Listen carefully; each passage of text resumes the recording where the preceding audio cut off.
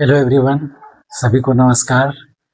मैं हूँ जितेंद्र कुमार और आज हम लोग इस सेशन में क्लास 11 केमिस्ट्री का फर्स्ट चैप्टर का एक्सरसाइज का क्वेश्चन आंसर पढ़ने वाले हैं। तो कोशिश करेंगे कि आपको एकदम इजी से इजी लैंग्वेज में उसको बताएं करने कैसे उसको अप्रोच लेंगे। सबसे पहले अप्रोच लेना इम्पोर्टेंट होता है। अगर अप्रोच हम सही से ले लेंगे तो क्वेश्चन फिर इजी वे में सॉल्व हो जाता है। ठीक है, तो आइए हम लोग स्टार्ट करते हैं क्वेश्चन नंबर 1 से, है ना। ये क्वेश्चन फर्स्ट में कह रहा है calculate the molar mass of the following. तो आप देखो यहाँ पे कि H2O, CO2 और CH4 इन सबका मोलर मास चाहिए। ठीक है, एक मोल मॉलिक्यूल का कितने मास होते हैं। तो यहाँ से जैसे देखिए H2O की बात करते हैं, ठीक है। तो इसकी अगर मोलर मास की बात करें या मोलर मास मॉलिक्यूलर मास दोनों कह सकते हैं, तो मोलर मास इसकी अगर बात करें तो देखिए कैसे निकालते हैं। हाइड्रोजन का एटॉमिक मास 1 होता है और हाइड्रोजन यहाँ 2 है बच्चे, तो हम लोग 2 से इंटू करेंगे और प्लस ऑक्सीजन का एटॉमिक मास 16 होता है। तो ये आप यहाँ पे सॉल्व करोगे तो 18, है ना। मोलिकुलर मास लिखते हैं तो यू में भी लिख सकते हैं इसको, यूनिफाइड मास AMU में भी लिखते हैं, या फिर इसको ग्राम, है ना, पर मोल में भी लिख सकते हैं। तो जो आपको सुटेबल लगता है उसके आप काम कर सकते हैं। ठीक है, अब यहाँ पे सेकेंड क्वेश्चन में देखेंगे CO2 के लिए। ठीक है, तो CO2 के लिए अगर आप मोलर मास की बात करेंगे तो CO2 की मोलर मास कैसे हम लोग फाइंड करेंगे भाई। ये CO2 की बात कर रहा हूँ, ठीक है। तो यहाँ पे देखिए कार्बन का एटॉमिक मास 12 होता है, उसके बाद ऑक्सीजन का तो प्लस करेंगे, ऑक्सीजन का एक का 16, तो इसको 2 से इंटू कर देंगे भाई, तो ये 12 हो जाएगा और प्लस 32 तो 44, है ना। आप यूनिफाइड लिख सकते हैं। अब इसका यहाँ पे देखिए, ठीक है, इसकी अगर मोलर मास की बात करेंगे तो इसकी मोलर मास कार्बन का एटॉमिक मास 12 प्लस एक हाइड्रोजन का एटॉमिक मास कितना होता है 1 होता है, तो 1 इंटू 4, तो आपको इसको सॉल्व करेंगे तो 16U आएगा। UMU और ग्राम पर मोल सब लिख सकते हैं। ठीक है, अच्छा सेकेंड क्वेश्चन में देखिए, ठीक है, कोशिश करेंगे कि कम से कम समय में आपको ज्यादा चीज बता दें। ये सब इजी था तो इसलिए हम जल्दी बना के निकलेंगे। ठीक है, आगे देखते हैं। देखिए calculate the mass percent of different element present in the sodium sulphate. यहाँ परसेंटेज निकालना है। ठीक है, तो सिंपल सा है, जो एलिमेंट है उसका परसेंटेज फाइंड करना है। तो जैसे मान लीजिए, हाँ, तो परसेंट जब निकालना होगा तो हम लोग परसेंट कैसे निकालते हैं, जो भी दिया हुआ है, मान लीजिए पहले टोटल नंबर यहाँ पे लिखा जाता है और इस टोटल में जो आया वो ऊपर में लिखते हैं और इंटू 100 कर देंगे। बस सिंपल सा बात है। यहाँ पे इसका आपको मोलर मास निकालना पड़ेगा। ठीक है, आप इस सोडियम का मोलर मास को अगर फाइंड करोगे यहाँ से मोलर मास, तो 23 एक सोडियम का है, तो 23 इंटू 2 प्लस सल्फर का 32 और प्लस ऑक्सीजन का 16 इंटू 4, है ना। अब इसको आप इंटू करो तो कितना हो जाएगा, ये 46 होगा, ये 32 होगा और ये 64 हो जाएगा। तो 6 4 10 2 12 हो गया, बच गया 1, 5 3 8 और 6 14, 142 ग्राम पर मोल। ये आपका टोटल निकल गया। ठीक है, अब हम लोग क्या कर रहे हैं कि हम लोग बात करते हैं फर्स्ट में परसेंट ऑफ सोडियम का। ठीक है, यहाँ परसेंटेज मास परसेंट निकाला जा रहा है ना, तो मास परसेंट ऑफ सोडियम। ठीक है, तो यहाँ पे सोडियम का मास लिखेंगे पहले, है ना, मास ऑफ सोडियम और इनटू नंबर। ठीक है, तो सोडियम का मास यहाँ पे 23 है और सोडियम है कितना बच्चे, तो 2 है, तो 2 से इंटू करके और टोटल इसका एटॉमिक मास जो है, ये सॉरी मोलर मास, ये 142 है और इंटू 100 कर देंगे। अब इसको सॉल्व कर देंगे। सॉल्व करने के बाद जो आएगा वही हमारा आंसर होगा। तो ये अप्रॉक्स में जब आप फाइंड करोगे तो ये 32.4% के आसपास आता है।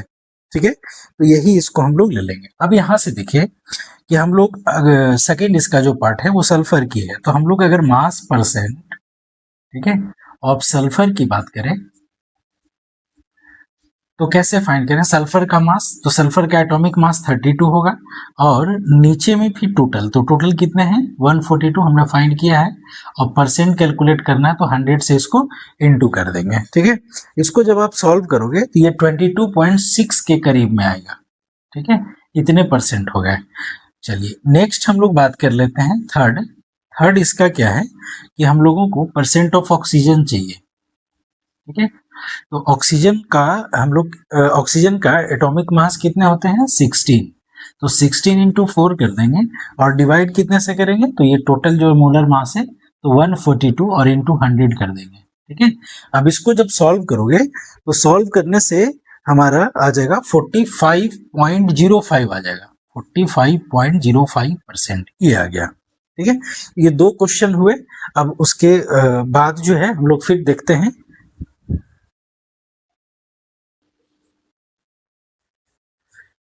तो नेक्स्ट क्वेश्चन हम लोग देख रहे हैं, क्वेश्चन नंबर 3।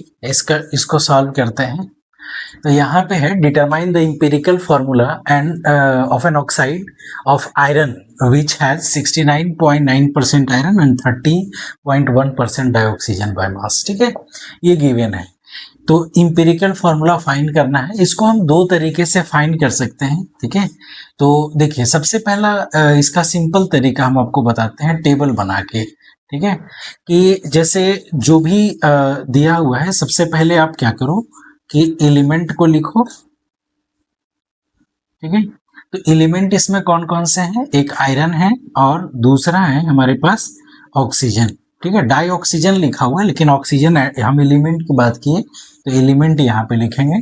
अब ऑक्सीजन जो है, अब इसका एटॉमिक मास लिखो आप यहाँ पे जस्ट बगल में, ठीक है। तो आयरन का एटॉमिक मास हम लोग 56 ले लेते हैं और ऑक्सीजन का 16। हाँ, अब इसका परसेंटेज अबंडेंस, ये परसेंटेज कितना परसेंट में गिवन है वो आप इसके बगल में लिख दो। तो ये आपका आयरन जो है वो 69.9% गिवन है और ये आपका 30.1% गिवन है, ठीक है। अच्छा, अब उसके बाद हम लोग क्या करते हैं, इसको मोल में कन्वर्ट कर देते हैं, ठीक है ना। तो मोल में कन्वर्ट करने के लिए जैसे मोल में हम लोग क्या लिखते हैं, given mass by molar mass लिखते हैं। तो यहाँ पे गिवन मास तो कुछ है नहीं, लेकिन टोटल जब परसेंटेज दिया हुआ ना तो उसको हम लोग मास कंसीडर कर लेते हैं कि मान लेते हैं कि टोटल मिला के 100 ग्राम होगा, ठीक है। तो यहाँ पे हम परसेंट अपॉन अगर एटॉमिक मास की बात कर दें, ठीक है, तो ये हमारा मोल में कन्वर्ट हो जाएगा। तो आप यहाँ पे देख लो कि 69.9 अपॉन 56 लिखते हैं तो ये आपका 1.2 के आसपास आ जाएगा, ठीक है। और यहाँ पे अगर हम लोग 30.1 अपॉन 16 लेते हैं तो ये 1 है ना, 16 टू या 32, 1/8 के आसपास आ जाता है, ठीक है। अच्छा, इसके बाद देखो ये जो आया, अब इसमें से हमको यहाँ पे मोलर रेशियो चाहिए, ठीक है। हम लोग मोलर रेशियो फाइंड कर लेंगे। मोलर रेशियो फाइंड करने के लिए रूल क्या है कि आप इसको क्या करो कि ये जो नंबर आप मोल जो निकालें उसमें से जो स्मॉलेस्ट है उसको आप सिलेक्ट कर लो। तो इन दोनों में छोटा कौन है, 1.2 है, तो उसको सिलेक्ट कर लेंगे और इसी से ये दोनों को डिवाइड करेंगे। जैसे यहाँ पे देखो आप 1.2 और डिवाइड, सिलेक्ट हमने किसका किया 1.2 को, तो 1.2 से डिवाइड करेंगे, कितने आ गए 1 आ गए। यहाँ पे 1.8 और ये 1.2 से डिवाइड करेंगे तो ये 1.5 के आसपास आएगा, 1.5 वही आएगा आसपास क्या। अब यहाँ से देखो ये जो 1 आ गया और ये 1.5 आ गया, तो अगर ये होल नंबर आता ना तो यही मोलर रेशियो हमारा सिंपलेस्ट मोलर रेशियो बन जाता है। लेकिन ये आपका सिंपलेस्ट नहीं आया क्योंकि यहाँ फ्रैक्शन में आ गया है, तो हम इसको होल नंबर में कन्वर्ट करेंगे। तो होल नंबर में कन्वर्ट करने के लिए एक ऐसे नंबर को सेलेक्ट करना पड़ता है जिससे ये होल नंबर में आ जाए मल्टीप्लाई करने पे, ठीक है ना। तो इसको हम क्या करेंगे बच्चे कि यहाँ सिंपलेस्ट होल नंबर है ना रेशियो इसमें कन्वर्ट करेंगे। तो ये 1 है और यहाँ 1.5 है, आप इसको 2 से इंटू कर दो, इसको भी 2 से, तो ये 2 आ जाएगा और ये आपका 3 आ जाएगा, है ना। तो यहाँ पे जो आपको दिख रहा है यही हमारा क्या कहलाएगा, ये इंपेरिकल फॉर्मूला दे देगा। देखो यहाँ पे तो आप इंपेरिकल फॉर्मूला देखोगे, ठीक है। तो इंपेरिकल फॉर्मूला आयरन कितने हो गए, आयरन हो गए 2, तो ये लिखेंगे Fe2 और ऑक्सीजन कितने हैं 3 है, तो Fe2O3, ये हमारा आंसर हो गया इंपेरिकल फॉर्मूला के लिए, ठीक है ना। ठीक है, अब इसको देखो दूसरे मेथड से अगर हम लोग बात करते हैं तो दूसरे मेथड से भी सिंपल उसी तरीके से करना पड़ता है। सेकेंड मेथड हम लोग थोड़ा सा देख लेते हैं, ठीक है। वो थोड़ा शॉर्टकट होगा, ये टेबल बना के बनाना पड़ गया और टेबल नहीं भी बनाएंगे तो भी काम हो जाएगा। तो शॉर्टकट में क्या हम लोग करेंगे कि जो भी आपका परसेंटेज दिया हुआ है, ठीक है, हम लोग यहाँ पे जो भी परसेंटेज गिवन है तो 69 पॉइंट है ना 9। अब यहाँ पे हम लोग आयरन का निकाल रहे हैं पहले मोल, ठीक है, मोल ऑफ आयरन। तो आयरन का मोल निकालेंगे तो 69.5 अपॉन 56 निकालेंगे, कैलकुलेट करेंगे तो ये आपका 1.2 आ जाएगा, ठीक है। अब यहाँ से मोल ऑफ ऑक्सीजन निकालेंगे तो ये 30.1 और अपॉन 16 ये 1.8 आ गया। अब आपको करना कुछ नहीं है, बस वही जो काम हम लोग यहाँ पे एक टेबल के रूप में बना के किए हैं तो आप यहाँ डायरेक्टली भी कर सकते थे। अब इसमें से एक छोटा नंबर से इसको डिवाइड कर दीजिए, तो डिवाइड कर दीजिएगा वही, तो ये कितना आ जाएगा 1.2 अपॉन 1.2, तो ये 1 आ गया और ये 1.8 और अपॉन 1.2 तो यहाँ 1.5 आ गया। फिर इसको 2 से इंटू कर दीजिए, इसको भी 2 से इंटू कर दीजिए तो ये 2 आ जाएगा, ये 3, तो ये दोनों मिला के आपका Fe2O3 यहाँ से भी बना सकते हैं। तो ये टेबल बना के इतना लिखना पड़ता है, तो सब्जेक्टिव क्वेश्चन अगर है तो आप इस तरीके से बना सकते हैं, लेकिन MCQ अगर आपको बनाना है तो आप सेकेंड मेथड का यहाँ से अप्लाई कर सकते हैं, ठीक है। यहाँ तक स्क्रीनशॉट लीजिए, फिर हम लोग देखते हैं आगे। चलिए तो नेक्स्ट क्वेश्चन हम लोग देखते हैं। नेक्स्ट क्वेश्चन यहाँ पे बोल रहा है क्वेश्चन नंबर 4 कि calculate the amount of CO2 that would be produced when, है ना, 1 mole of carbon is burnt in air. तो आप यहाँ से देखो फर्स्ट में क्या कर रहे हैं कि CO2 आपको कितना प्रोड्यूस होगा वो फाइंड करना है। कार्बन को बर्न किया जा रहा है ऑक्सीजन में, तो आप सिंपल से देखो कार्बन को ऑक्सीजन के साथ बर्न करेंगे तो इसका मतलब है कि O2 के साथ रिएक्शन कराना है आपको, तो ये CO2 प्रोड्यूस होगा, ठीक है। अब देखो जब भी इस तरीके का क्वेश्चन आता है ना तो हम लोग उसको अटेम्प्ट कैसे लेते हैं, आप सिंपल सा इसका जो एटॉमिक मास होगा या जो भी मॉलिक्यूलर मास होगा उसके नीचे सबसे पहले आप लिख लो, ठीक है। तो देखो यहाँ पे जैसे ये 12 ग्राम पर मोल होगा, लेकिन हम ग्राम में सिर्फ लिख देंगे, इसका ग्राम मोलर मास हो जाएगा। अब यहाँ पे आप देखो ये 32 ग्राम लिख सकते हैं, 16 1 होता है, 16 2 32 हो जाएगा। नेक्स्ट यहाँ पे जब हम लोग बात करेंगे तो इसका 44 ग्राम होगा, ठीक है, CO2 का। चलो अब नेक्स्ट देखो आप कि यहाँ पे क्या बोला कि 1 mole of carbon is burnt in air. तो देखो 1 मोल कार्बन का जो यहाँ क्या लिखते हैं 12, यहाँ जो लिखा हुआ है 12, तो इसका मतलब है कि 12 ग्राम पर मोल लिखते हैं ना, इसका मोलर मास या एटॉमिक मास। तो एटॉमिक मास जो है हम इसको क्या लिखेंगे ग्राम पर मोल, तो इसका मतलब ये हो गया कि 1 मोल का मास 12 ग्राम है, तो ग्राम एटॉमिक मास 12 हो गया, है ना, 1 मोल का। तो यहाँ तो बोला ही जा रहा है भाई कि 1 मोल कार्बन को बर्न करेंगे तो कितने, है ना, CO2 प्रोड्यूस होंगे। तो आप यहाँ पे देख लो ये 1 मोल अगर 1 कार्बन है तो 1 CO2 बनाएगा, तो 1 मोल कार्बन होगा तो हमारा 1 मोल CO2 बनाएगा। तो 1 मोल कार्बन का मास कितना है 12 ग्राम, तो फिर आप सोचो कि 1 मोल CO2 का मास कितना होगा 44 ग्राम। तो सिंपल सा बात है कि हम लोग लिख सकते हैं कि देयरफॉर 1 मोल, ठीक है, यह कह सकते हैं 12 ग्राम ऑफ कार्बन, ठीक है, प्रोड्यूसेस कितने 44, है ना, आप इसको लिख दो 1 मोल और 44 ग्राम ऑफ CO2, मतलब यही आंसर हो गया, ठीक है। चलो सेकेंड हम लोग बात करते हैं 1 mole of carbon is burnt in 16 gram of dioxygen. अब यहाँ क्वेश्चन हम लोगों को लिखना पड़ेगा, लिख देते हैं, ठीक है।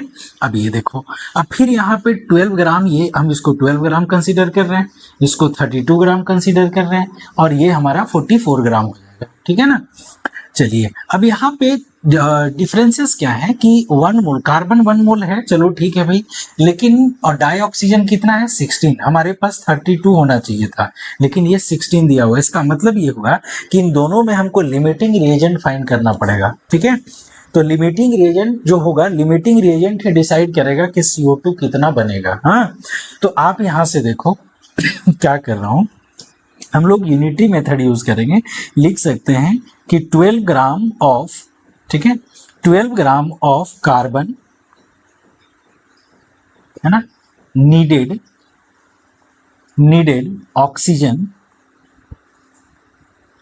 ऑक्सीजन देखो 12 ग्राम कार्बन को ऑक्सीजन कितना जरूरत है 32 ग्राम, एकदम सिंपल लैंग्वेज में हम लोग बात करेंगे 32 ग्राम। तो आप यहाँ पे देखो कि 12 ग्राम के लिए 32 ग्राम चाहिए, लेकिन हमारे पास ऑक्सीजन है कितना, 16 ग्राम है कि नहीं, क्योंकि ये तो 1 मोल है ना, तो 1 मोल मतलब 12 ग्राम की बात हो रही है, ठीक है। तो 12 ग्राम को 32 ग्राम, लेकिन हमारे पास 16 ग्राम है ना, तो यहां लिख सकते हैं कि बट वी हैव ओनली 16 ग्राम, ठीक है।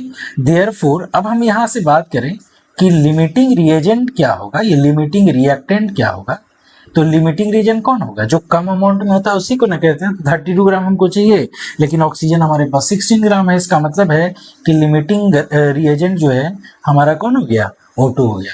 अब यही लिमिटिंग रिएजेंट डिसाइड करेगा कि how much CO2 will be produce, okay.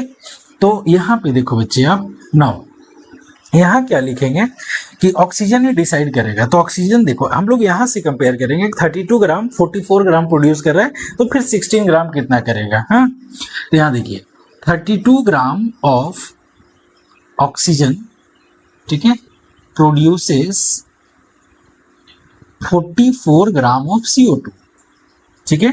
Therefore आप 1 ग्राम के लिए फाइंड कर लो, तो 44 और अपॉन 32 हो जाएगा, है ना, ग्राम ऑफ CO2। देयरफॉर 16 ग्राम के लिए अगर हम लोग बात करेंगे तो कितने हो जाएंगे बच्चे, 44 अपॉन 32 और इंटू 16 ग्राम ऑफ CO2, ठीक है, CO2। तो ये 2 टाइम्स में कट जाएगा भाई, यहाँ पे 22 आ गया, तो ये 22 ग्राम ऑफ CO2 इतने हमारे प्रोड्यूस करेंगे, ठीक है। अच्छा, इसके बाद तो नेक्स्ट बनाते हैं, इसको मिटा के आप जो है जल्दी से स्क्रीनशॉट ले लीजिए, ठीक है। अब ये मैं इसको मिटा देता हूं, चलिए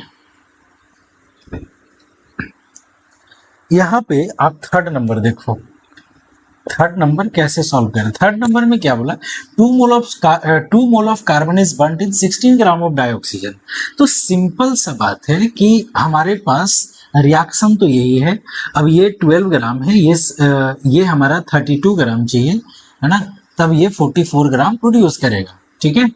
अब ये 2 मोल है भाई, और ये बोल रहा है 16 ग्राम ही गिवन है, ठीक है। और ये 2 मोल का मतलब कितना हो गया, 24 ग्राम, 24 ग्राम की बात हो रही है।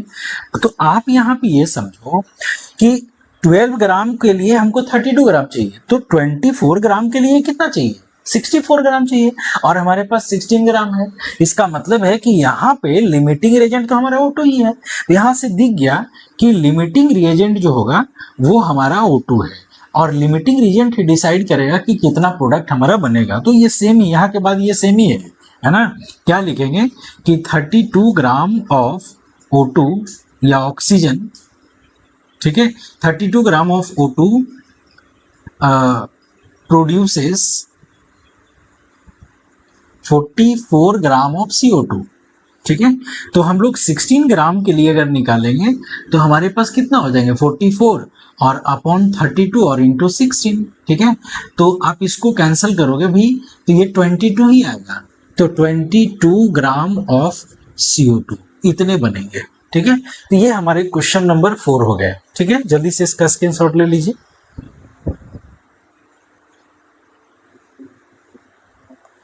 चलो नेक्स्ट क्वेश्चन है क्वेश्चन नंबर 5, ठीक है। अब इसको हम लोग सॉल्व करने की कोशिश करते हैं, ठीक है। कह रहा है कि calculate the mass of sodium acetate required to make 500 ml of this much molar aqueous solution, है ना, और ये गिवन है, मोलर मास आपका गिवन है सोडियम एसीटेट का 82.0245 ग्राम पर मोल, ठीक है। तो देखो हमको फाइंड क्या करना है बच्चे, कि मास फाइंड करना है सोडियम एसीटेट का, है ना, कितना मास है इतने एक्वस सॉल्यूशन। अब मोलर दिया हुआ है ना, मोलर का मतलब मोलैरिटी की बात हो रही है ना, मोलर लिखा हुआ रहता है तो मोलैरिटी होता है, मोलर कह दिया मतलब मोलैरिटी है। इसका मतलब है कि यहाँ तो हमको समझ में आ गया कि मोलैरिटी का फॉर्मूला लगने वाला है, ठीक है। तो आप ये देखो कि मोलैरिटी इक्वल टू हम लोग क्या लिखते हैं कि number of moles of solute और divided by volume of solution in litre, ये फॉर्मूला है, ठीक है।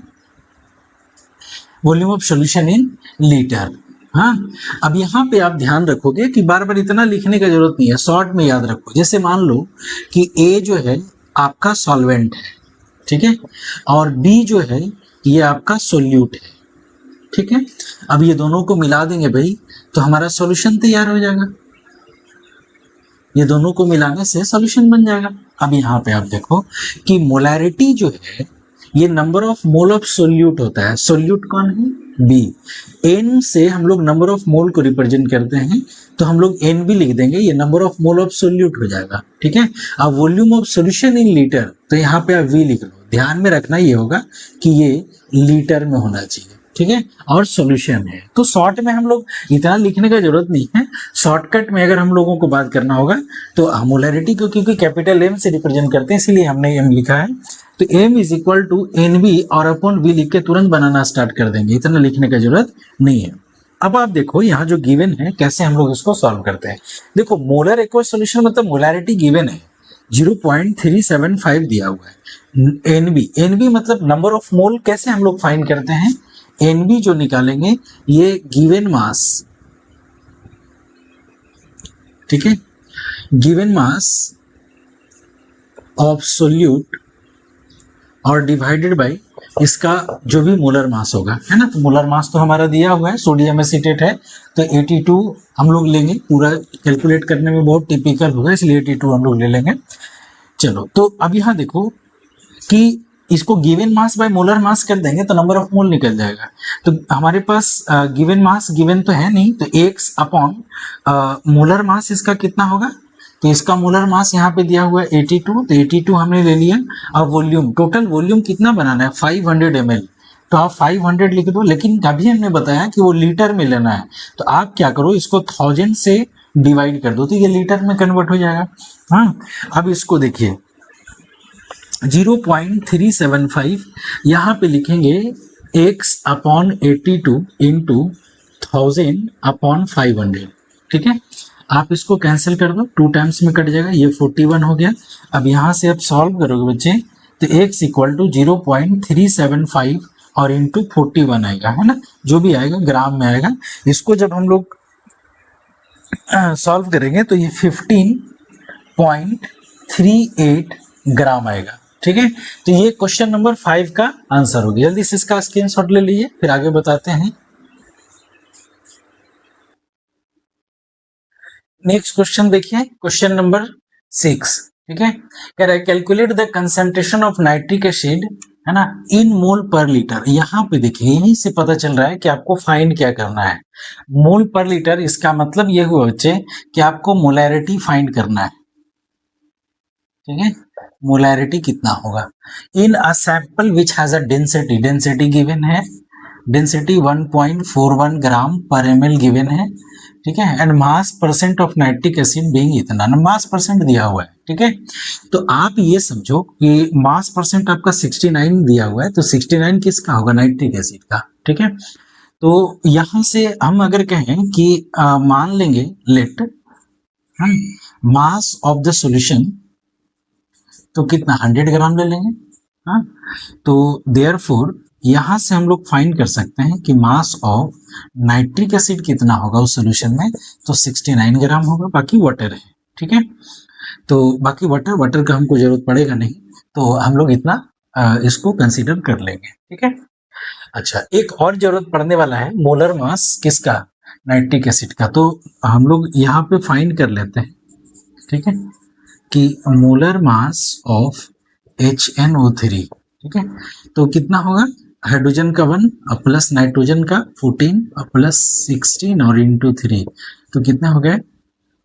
16 3 48 49 49 50 60 63 ग्राम पर मोल, ठीक है। फाइंड हमको मोलैरिटी करना है। अभी तुरंत बताए थे कि मोलैरिटी में बार बार नहीं, सिंपल सा NB अपॉन V लगाइए और काम कीजिए, यही तो फाइंड करना है। NB क्या होता है? Given mass by molar mass, ठीक है ना। तो गिवन मास हमारा कितना है भाई? नाइट्रिक एसिड 69 ग्राम, तो आप 69 लिखो। इसका मोलर मास हमने निकालना है, फाइंड किया है यहाँ 63, तो 69 अपॉन 63 और वॉल्यूम ऑफ सॉल्यूशन चाहिए, ठीक है, वो हमारा गिवन नहीं है, ठीक है। तो गिवन नहीं है तो फिर हम लोगों को फाइंड करना पड़ेगा। तो और क्लू क्या दिया हुआ है कि वी हैव गिवन डेंसिटी, तो यहाँ से हम लोग फाइंड कर सकते हैं कि जो सॉल्यूशन का वॉल्यूम जो है वो क्या होगा, है ना। तो देखो आप ये लिख सकते हैं, we know that density is equal to weight by volume. This implies volume is equal to weight upon density. weight upon density ये लिख सकते हैं। तो वॉल्यूम जब फाइंड करना होगा तो वेट कितने हो गए 100 ग्राम, ठीक है, और डेंसिटी कितने दिए हुए हैं 1.41 ग्राम पर ml। हाँ, अब इसको डिवाइड कर देंगे। जब इसको डिवाइड करेंगे बच्चे तो ये हमारा आ जाएगा 70.92, हाँ 70.92 ml आ जाएगा। ठीक, चलो ठीक है। अब यहाँ पे इसको ये सॉल्यूशन का हो गया, किसका हो गया वॉल्यूम ऑफ सॉल्यूशन। हाँ, तो यही तो चाहिए हमको वॉल्यूम ऑफ सॉल्यूशन। तो 70.92, अब इसको क्या करेंगे 1000 से डिवाइड अगर कर देंगे तो ये हमारा लीटर में कन्वर्ट हो जाएगा। ठीक है, तो 69/63, अब इसको उल्टा कर दो आप। ये हम बता रहे हैं इस तरीके से सॉल्व करना, ऐसा सॉल्व करोगे तो कभी गलत नहीं होगा। ठीक है, 70.92। ठीक, अब यहाँ पे देखो 69 है और 63 है, तो कितना से 3 से कैंसिल हो सकता है, तो 3 2 जा 6, 3 3 जा 9, और यहाँ पे 21 3 जा इतना। अब इसको जब इंटू करोगे बच्चे, इसको इंटू करने से 1.095 आता है, 1.095। हाँ, और इंटू अगर आप इसको करोगे तो ये 14.1 आएगा।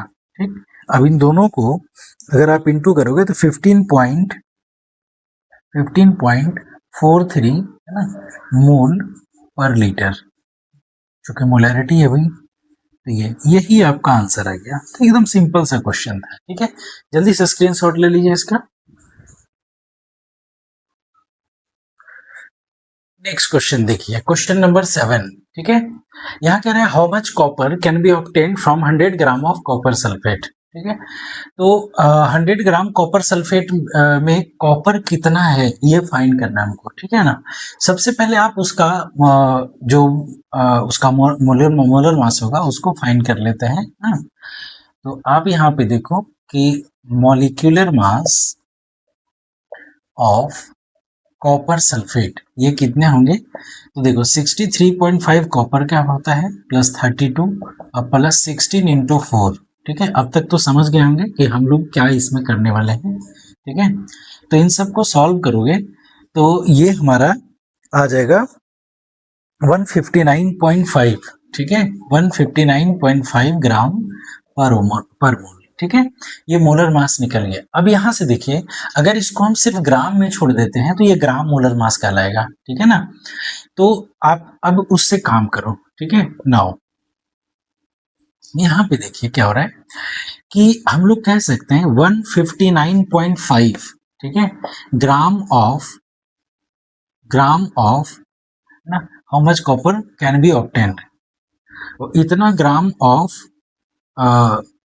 कॉपर सल्फेट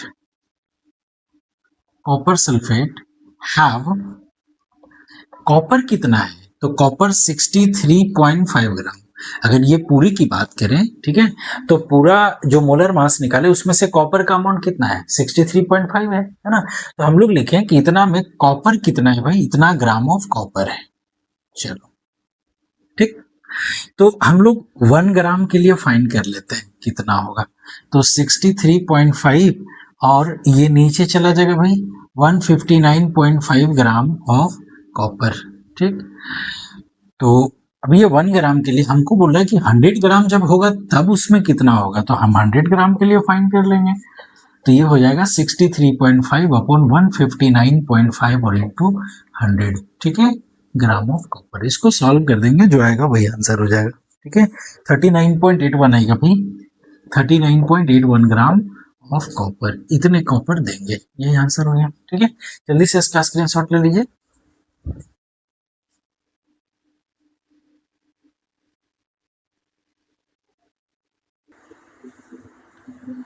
नेक्स्ट क्वेश्चन हमारे पास है क्वेश्चन नंबर 8, ठीक है ना। अब ये जो है क्वेश्चन नंबर 3 है, उसी के जैसा है। उसमें इंपेरिकल फॉर्मूला फाइंड करने के लिए बोला गया था और यहाँ पे सिर्फ बोल दिया है कि मॉलिक्यूलर फॉर्मूला फाइंड कीजिए। हालांकि एनसीईआरटी में गिवन नहीं है, लेकिन मोलर मास ऑफ ऑक्साइड अगर दिया हुआ रहेगा तभी इसका हम लोग मॉलिक्यूलर फॉर्मूला फाइंड कर पाएंगे। तो हम लोग चेक करते हैं कैसे बनता है ना।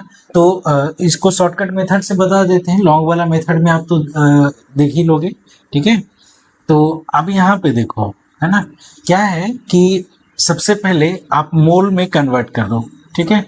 तो मोल निकालेंगे तो परसेंट, है ना, जो भी परसेंट है तो आयरन का, आयरन है ना, मोल ऑफ आयरन। तो इसका परसेंट कितना है भाई 69.9 और इसका एटॉमिक मास कितने 56। तो इसको सॉल्व करेंगे तो ये 1.2 आएगा, हमने देखा था उस क्वेश्चन में, क्वेश्चन नंबर 3 में। हाँ, और फिर यहाँ पे फाइंड करेंगे मोल ऑफ ऑक्सीजन, तो ये 30.1 है और इसको 16, तो ये 1.8 आएगा। फिर हम लोग क्या करते हैं, छोटे नंबर जो हैं उनमें से उससे हम लोग दोनों को डिवाइड कर देते हैं।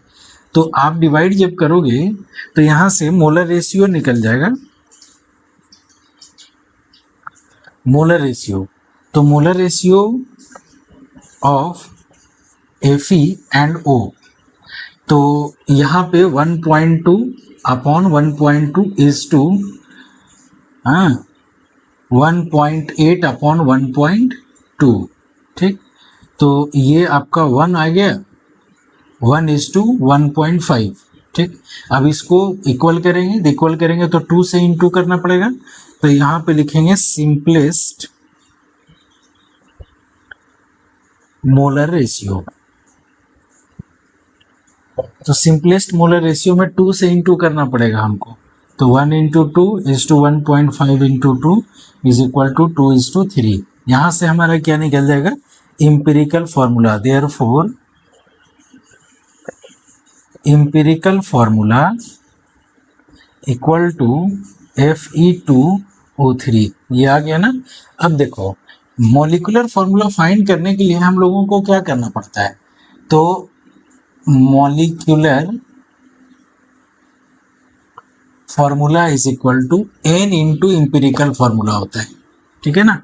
n का वैल्यू कैसे फाइंड करते हैं, तो n का वैल्यू होता है आपका जो भी कंपाउंड का मोलर मास है और नीचे में इंपेरिकल फॉर्मूला मास, ठीक है। इससे डिवाइड करेंगे तो काम हो जाएगा। अब यहाँ पे देखो भाई, यहाँ पे अगर आप इंपेरिकल फॉर्मूला मास निकालने का कोशिश करोगे, इंपेरिकल फॉर्मूला मास, तो आयरन का 56 होता है, तो 56 इंटू 2 कर देंगे प्लस 16 और इंटू 3, तो कितने आ जाएंगे, 6 2 जा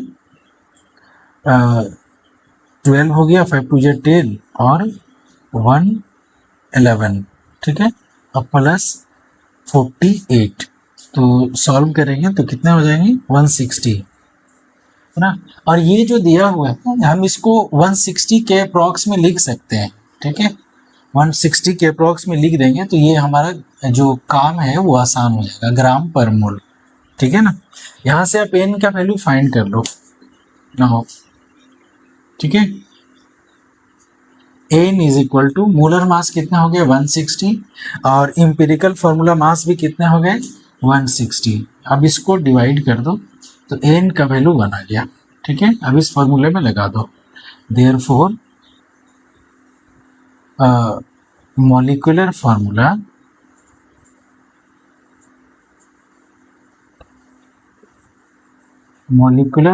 is equal to n into empirical formula। n 1 है और empirical formula हमारा Fe2O3 है, therefore ये 1 से इंटू करेंगे तो एज इट इज रह जाएगा Fe2O3। फेरिक ऑक्साइड कहते हैं इसको, ये फेरिक ऑक्साइड का फॉर्मेशन किया, ठीक है। क्वेश्चन नंबर ये 8 था, जल्दी से इसका स्क्रीनशॉट ले लीजिए।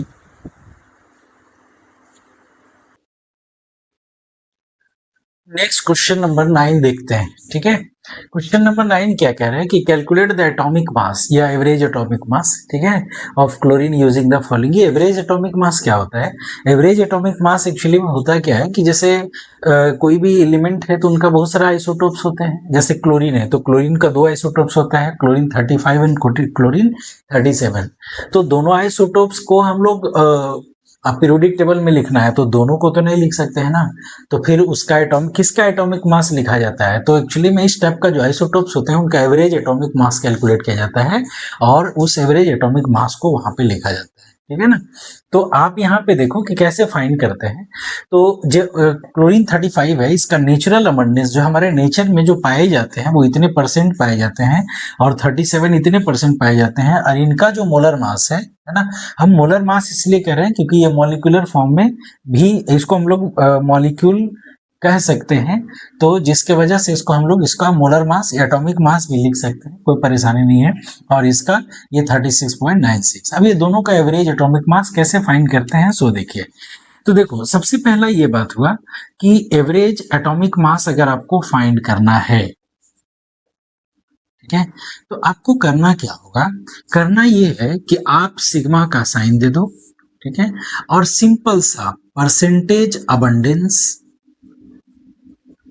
ठीक है, परसेंटेज अबंडेंस और इनटू जो भी इसका आइसोटोप का मास होगा, ठीक है, मतलब atomic mass of isotope, atomic mass of isotope, ठीक है। अब ये सम का मतलब क्या हुआ कि अब ये बार बार जो है इसके लिए फिर इसके लिए जो भी आएगा सबको हम लोग यहाँ सम करते चले जाएंगे। जैसे यहाँ पे आप एग्जांपल देखिए, इसी का हम लोग सॉल्व करते हैं। ठीक है, तो परसेंटेज अबंडेंस, अगर क्लोरीन 35 की बात करें तो इसका परसेंटेज कितना है भाई? 75.77, और चूंकि परसेंट है ना तो 100 से इसको डिवाइड कर देंगे, इतने हो गए, और इनटू फिर इसका एटॉमिक मास कितना है तो 34.9689, ठीक है, प्लस अब इसके लिए काम करते हैं। तो इसके लिए जब काम करेंगे तो यहाँ हो जाएगा 24.23 अपॉन 100 और इंटू 36.9659, ठीक है। अच्छा, अब इसको सॉल्व करते हैं। तो इसको सॉल्व करेंगे तो 26.4959 आएगा। अब प्लस इसको जब सॉल्व करोगे 8.9568, हाँ, तो आप इसको 26.5 अप्रोक्स में लिख दो भाई, और इसको आप 9 लिख दो अप्रोक्स में, हाँ, तब कितना हो जाएगा? ये 35.5 ग्राम पर मोल हो जाएगा, ठीक है। तो यही हमारा पीरियोडिक टेबल में क्लोरीन का एवरेज एटॉमिक मास लिखा हुआ रहता है, ठीक है। तो जल्दी से इसका स्क्रीनशॉट ले लीजिए, फिर नेक्स्ट क्वेश्चन हम लोग देखते हैं। तो नेक्स्ट क्वेश्चन देखते हैं, क्वेश्चन नंबर 10, इसको सॉल्व करते हैं, ठीक है ना। तो देखो, कह रहे हैं 3 mole of ethane calculate the following. मतलब यहाँ पे आप समझ लो कि C2H6 जो है ये 3 मोल आपका गिवन है, ठीक है। C2H6 कितना दिया हुआ है? 3 मोल गिवन है। Number of mole of carbon atom, तो आप यहाँ पे देखो कि फर्स्ट को हम कैसे अटेम्प्ट लेंगे, ठीक है, number of mole of carbon atom. तो यहाँ पे देखो आप, हम ऐसा कह सकते हैं कि 1 मोल ऑफ C2H6, ठीक है, इसमें कार्बन कितने हैं? 2, है ना। एक मॉलिक्यूल C2H6 में 2 कार्बन है, तो एक मोल मॉलिक्यूल C2H6 में कितना होगा? 2 मोल कार्बन होगा, ठीक है। जब एक की बात करेंगे तो 2, अमोल की बात करेंगे तो मोल, ठीक है। तो हमारे पास ये इसका वैल्यू कितना दिया हुआ है? इसका वैल्यू 3 है, तो हम लोग लिखेंगे therefore 3 mole of C2H6 have 2 into 3 mole of, क्या हमको फाइंड करना था? कार्बन, तो ऑफ कार्बन, ठीक है। तो यहां पे हो जाएगा 6 मोल, ठीक, फर्स्ट वाले में।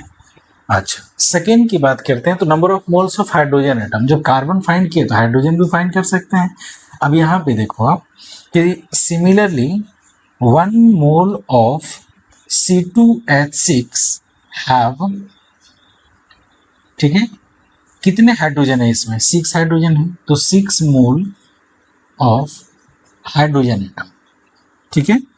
एक मोल में इतने हैं, तो हमारे पास ये 3 मोल गिवन है भाई, तो 3 मोल में कितने होंगे? तो 6 इंटू 3, ठीक है।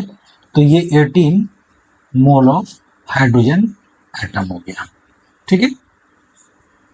अच्छा, नेक्स्ट थर्ड क्वेश्चन की अगर हम लोग बात करें तो कह रहा है number of molecules of ethane. अब इथेन की मॉलिक्यूल, तो अब यहाँ पे देखो आप कि 1 मोल इथेन में एवोगाड्रो नंबर के बराबर मॉलिक्यूल्स होंगे, ठीक है। तो हम लोग लिख सकते हैं कि 1